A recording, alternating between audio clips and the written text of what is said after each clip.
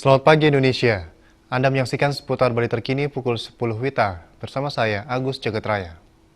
Mencapai target merehabilitasi pecandu narkoba, Badan Narkotika Nasional BNN gencar melakukan sidak atau sweeping ke tempat hiburan malam dan kos-kosan. Dalam sidak, puluhan orang ditangkap dan terbukti positif menggunakan narkoba. Dalam 2 minggu ke depan, BNN akan memanggil orang-orang yang tertangkap menggunakan narkoba untuk mendapatkan pengarahan.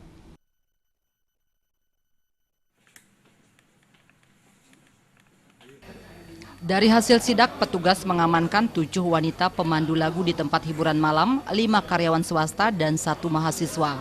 Dalam 2 minggu ke depan, BNN akan memanggil mereka dari seluruh tempat hiburan malam untuk mendapat pengarahan atau pengertian tentang bahaya narkotika.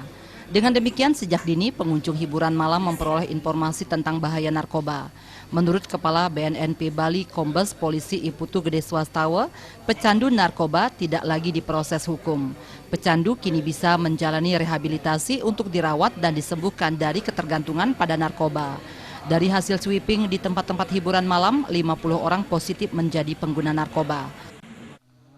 Orang-orang atau yang dicurigai ataupun orang-orang yang berkunjung itu tidak menutup kemungkinan yang menggunakan obat-obat atau penyalahgunaan narkotika, sehingga dengan pemahaman seperti ini secara cegah dini dapat kita informasikan kepada mereka bagaimana pencegahan itu dapat dilakukan terhadap pengunjung-pengunjung. Dengan pencegahan dilakukan ini bukan berarti proses pemenjaraan itu menjadi kita rubah sekarang.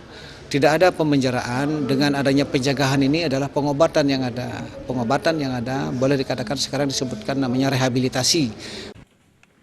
Swastawa menambahkan, kedepannya pemerintah akan memberikan sosialisasi dengan mengundang mantan pejabat BNN, kepolisian, instansi lain, dan pemerhati narkoba untuk mempercepat penyembuhan atau pengobatan pecandu dari ketergantungan obat terlarang. Gede Kurniawan dan Winata, Bali TV. Pemirsa, demikian seputar Bali terkini kali ini. Nantikan informasi menarik kami lainnya dalam seputar Bali terkini 1 jam mendatang. Salam Indonesia.